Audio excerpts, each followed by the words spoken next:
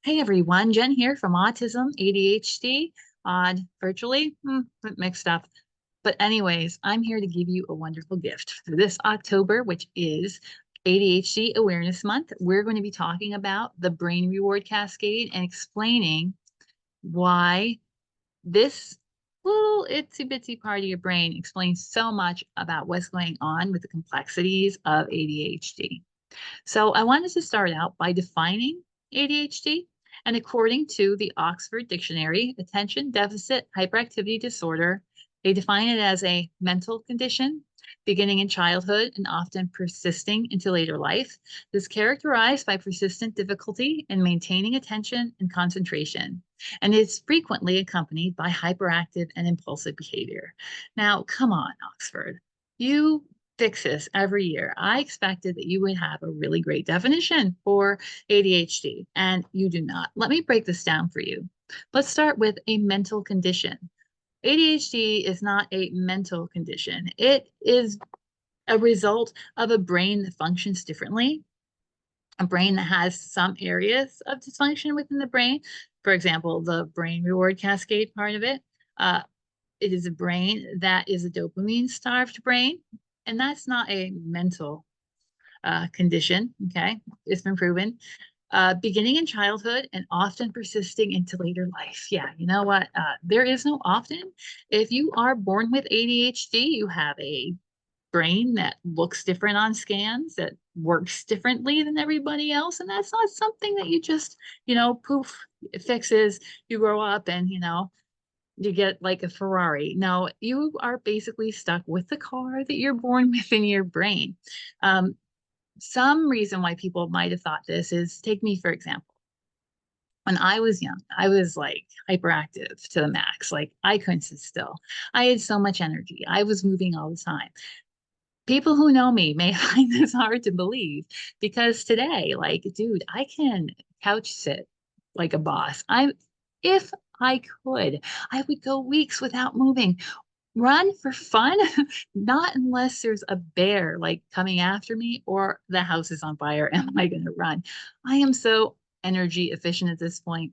But because I don't run around like I did when I was a kid, all that hyperactivity has moved to my brain. And now I'm like super inattentive, right? So ADHD is what we call a static disorder, which means depending on where one side is and the other side is, you can say, well, you're combined, right?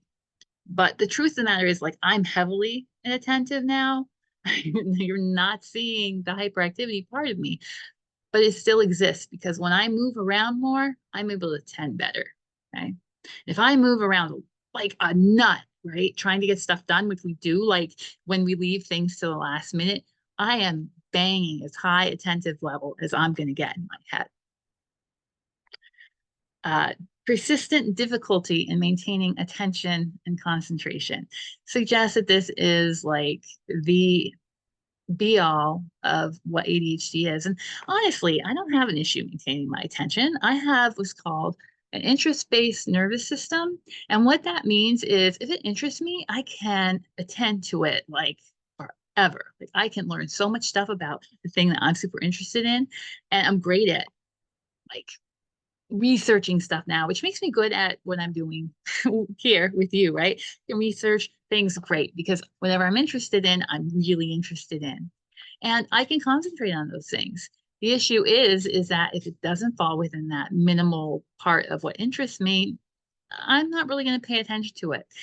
And I do pay attention when people are talking, maybe not to what they're saying, but to that wart on the side of their face, like, was that there before? Or, oh my gosh, look at those shoes, they're so cool. Or, there's something going on in the background that's like so much more interesting than what you were saying. Because let's be honest, like I already know what you're gonna say, or I feel that way. I feel like, let me just finish this sentence so we can move on to something more interesting and go up to speed. It's frequently accompanied by hyperactive and impulsive behavior.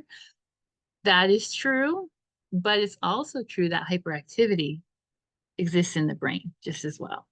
Some prior names for ADHD: minimal brain damage. That's good. Minimal brain dysfunction and minimal brain disorder. One of the issues we have And the reason why ADHD is so misunderstood is we're always trying to minimize it. We're always trying to simplify it into like however many words Oxford did, that it's just not a big deal. But it is a life-changing brain neurotype disorder, call it disorder. I don't know. It feels like a disorder sometimes, but when I'm on, I'm on. It feels like a gift, right? And the issue also is that today, a lot of people, teachers, educators, coworkers, bosses, friends, don't think that ADHD is a real thing, despite being proven by research and on brain scans and all kinds of stuff like, yes, it's a real thing. But your child's, your ADHD child and teens potential is going to sometimes be dependent and reliant on someone who doesn't think that's a real thing. And if it is, it's so overdiagnosed. Like, what's with all these ADHD people? Like, it's just like there's no way that we suddenly have like a huge, much more amount. And it's all about like giving our kids, stimulants. The fact is if you take a Percocet, right, and there's nothing wrong with you, you're going to get really loopy. But if like you have a severe back injury, it's only going to make that pain go away and you're going to be able to think clearly. Okay. Same thing as with stimulants. Stimulants help us create dopamine. And because we have more dopamine, it makes us better, more active, more successful people. So, what is a brain reward cascade? According to Gemini, who also likes to simplify things, it's a natural sequence of events in the brain that involves the interaction of neurotransmitters and produces feelings of well-being. That is such a terrible, terrible, terrible, awful, awful definition. It doesn't begin to touch on what this part of our brain does. Okay. But before we get to that and we start talking more about that, let's talk about the DRD2 gene. Okay. So this is a gene that some researchers have found in 1 out of 2 of their control group with ADHD. It's a marker that they have. And then other researchers claim that there is no extra connector between DRD2. I'm going to say R2D2 is just me. No, but there is no real connection that they can show. I happen to go with all the research that suggests that there is a big link. And this is, of course, the end of our brain reward cascade. It's the one that hits the gas, it gets us moving. Oh, so important. So if you don't have this gene, this is what your dopamine maker and receptors look like, okay? You're making dopamine, you're shooting it out. Your like receptors are getting it all. And if there's any extra, it's going back, okay? In through the tubes, okay? And it's working great. But if you happen to have this gene, it's all messed up, okay? Yeah, okay, you're making dopamine, right? And you're sending it out and it's not really doing its job. Like you're sending out 100% of your inventory and like only seems like only 30% is making it like to the warehouse. Like what's with that? Well, I better start making some more. And I'm gonna have to make some more because the little shoots that bring it back to me, they're pretty screwed up too, and they're not doing their job. So what you have is an 8-year-old with the brain reward cascade uh, of like a 38-year-old, okay? Because it's constantly working so hard. It's working much harder for a lot less benefit. And over time, it just gets more and more worn out. So there are 4 players in the brain reward cascade, first being serotonin, okay? I want you to think of this as like a car. So really quick, okay? Serotonin is the key, okay? Turns the key. Enkephalin is the spark that starts the engine. GABA is one that puts it in appropriate gear, right? It's where you want to go. And then dopamine is the one that pushes the gas that actually makes the car go. And this is kind of how it works in your brain, okay? So serotonin, let's talk about the first batter up. Everybody knows serotonin makes you feel happy, okay? It is a great thing. We all love it. But did you know it also influences learning speed? You learn faster when you have serotonin on board. it makes your working memory actually work. Like, you can go into a room and know like why you went into that room in the first place. It regulates your body temperature. This is a fun fact because a lot, there's a lot of things about ADHD and autism that are kind of like the same, but they come from different places. Like, let's just take this for example. An autistic person may struggle regulating their body temperature because they have a poor interoception sense, whereas an ADHD person struggles regulating their body temperature because they don't have enough serotonin on board. Okay, so it looks the same, comes from different places, and this happens a lot between these two neurotypes. So often they can be, mixed up. Uh, regulates sleep. Oh, that would be nice. Regulates hunger. Lets you know when you're hungry. Uh, helps control your muscles and how they move, so you're not like falling over. Uh, graceful. Many of us are not. Influences GI tract function. Bowels pushes food from gut when you vomit or have diarrhea. It's good to be able to puke when you need to, right? It cues hunger, need for food, and when you've had enough. So you may just overeat because if you don't have enough serotonin on board to be able to do that little job for you, it helps your blood clot, helps your wounds heal, involved in inflammation. It stays off anxiety and depression. So basically, if you don't have enough of this stuff on board, some of these jobs aren't getting done. And over time, less and less of these jobs are getting done. The receptors help you with your aggression. It keeps you like from getting a little bit annoyed to like raging out. Anxiety, appetite, cognition, learning, memory, mood, nausea, sleep, and thermoregulation. Okay, now we're moving on to the second guy, right? The guy who sparks the engine. And his name is enkephalin. Enkephalin is a body's natural painkillers.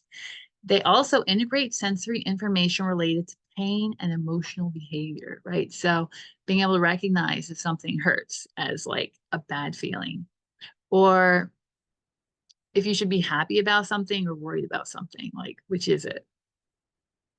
One of three in a family, including endorphins, neurotransmitters, and neuromodulators for nervous system and certain end organ targets. So that basically means like it's helping you regulate some of your organs.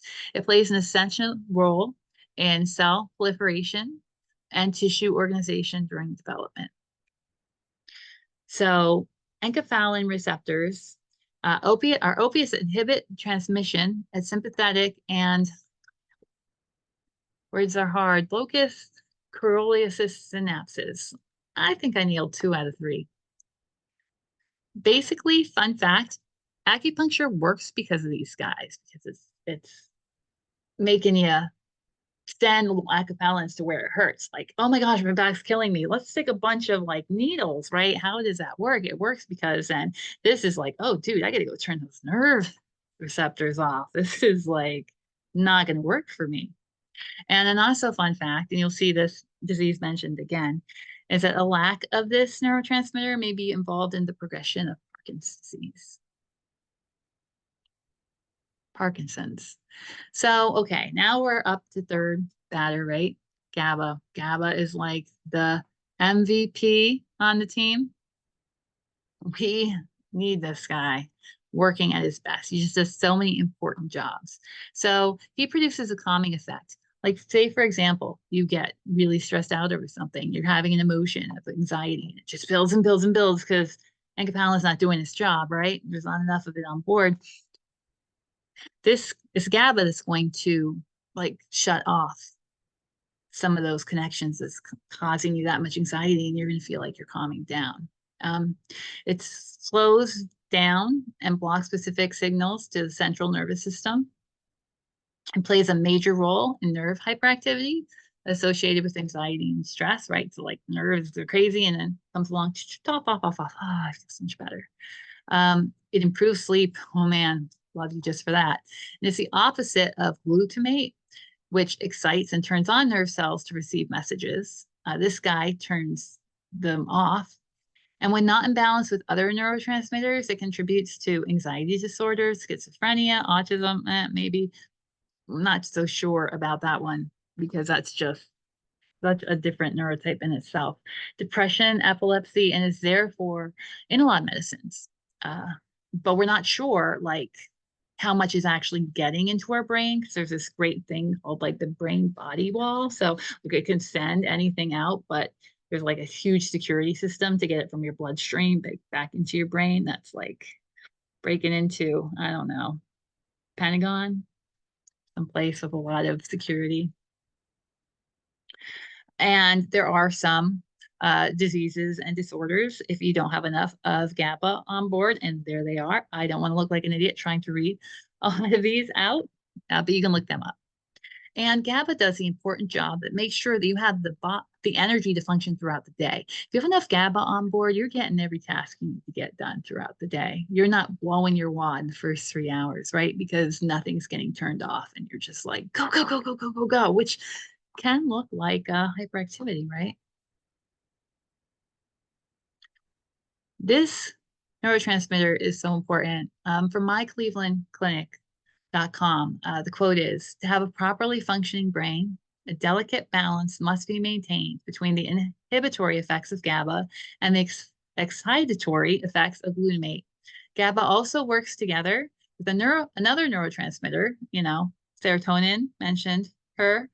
In fact, many neurotransmitters work together and against each other and must maintain a certain relationship or balance in order to achieve a properly functioning body and brain. So if these guys are out of balance, your brain and your body is not going to function properly. And now we're here to the hitter at the end, the one that makes us feel good and motivated to get stuff done, dopamine. Okay, we know that it's a feel-good neurotransmitter, but did you know it also affects memory and movement and action, motivation, mood, attention. It acts as a hormone, its behavior and cognition, helps us stop and think, learning, falling, staying, and regulating sleep. And arousal is in I'm awake, causes blood vessels to relax or constrict. It increases sodium removal. It reduces insulin production. It slows GI movement and protects the GI lining. It reduces lymphocyte activity in your immune system. Low levels are associated with ADHD, Parkinson's, and restless leg syndrome. And if you don't have enough dopamine on board, it will result in you feeling tired, unmotivated, unhappy, memory loss, mood swings, sleep problems, concentration problems, and more. Because no matter how much those other three do, let's say serotonin keeps on cranking that wheel, right? That key, okay? And enkephalin is like sparks the engine. You're ready to go. GABA, every time, puts it into drive, okay? If dopamine isn't there to push the gas, that breaks the whole system.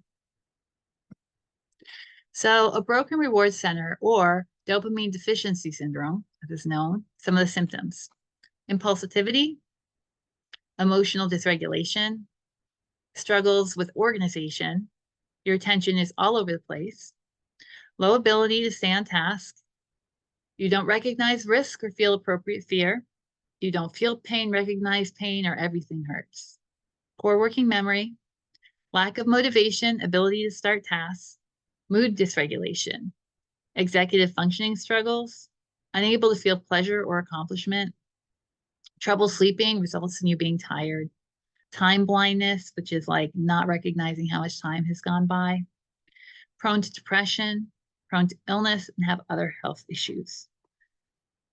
While ADHD symptoms and markers, okay, let's go over them quickly. Impulsivity, emotional dysregulation, struggles with organization, attention all over the place, low ability to,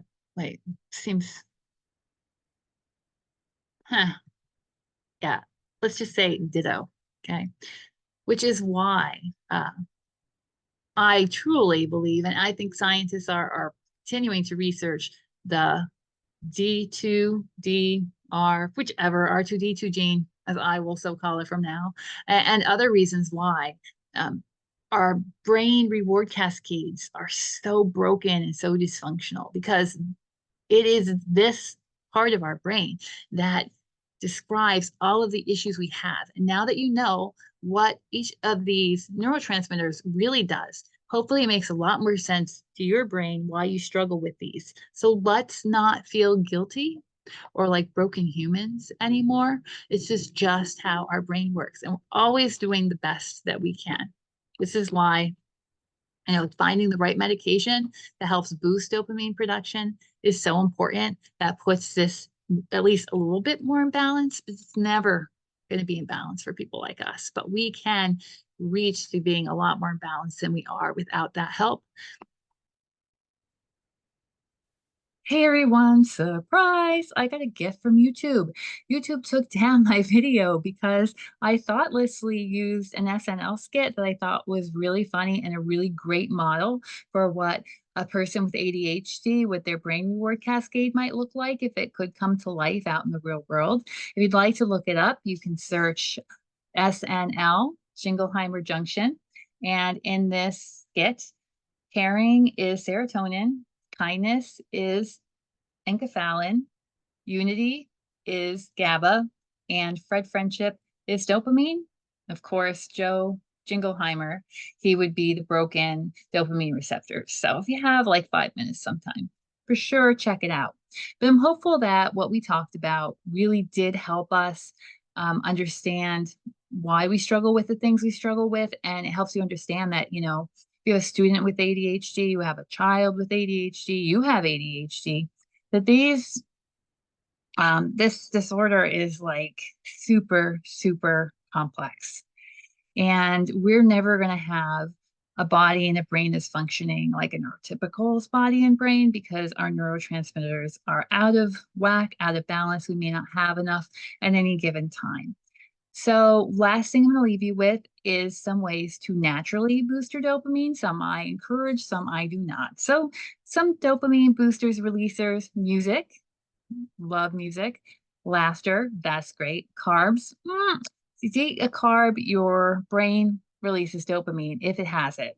But we just keep eating because we want more bursts of dopamine, whether the brain can give it to us or not. Drugs and alcohol. Yeah, that's a big hard pass. Let's not do that. 1 in 4 people in the United States who have a substance use disorder have ADHD, many of them unmedicated. I read another horrifying statistic that 1 in 2 adolescents with a substance use disorder have ADHD. Exercise and movement is great if you can manage to do it. I think, not me. Doing what you enjoy, for example, some of us doom scroll before we go to bed.